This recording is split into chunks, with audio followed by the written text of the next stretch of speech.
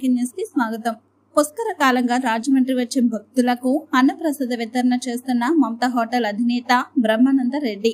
తూర్పు గోదావరి జిల్లా రాజమహేంద్రవరం రూరల్ స్థానిక ఆల్కెట్ గార్డెన్స్ రైల్వే స్టేషన్ ఎదురుగా ఉన్న మమతా హోటల్ అధినేత చిరిపిరెడ్డి బ్రహ్మానంద రెడ్డి గత పుష్కర కాలంగా అనగా 12 ఏళ్ల నుండి మహాశివరాత్రి పర్వదినం పురస్కరించుకుని భక్తులకు అన్నప్రసాద వితరణ చేస్తున్నారు.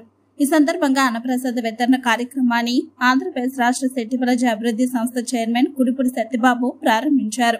సుమారు 1500 మంది భక్తులు అన్నప్రసాదాన్ని స్వీకరించారు.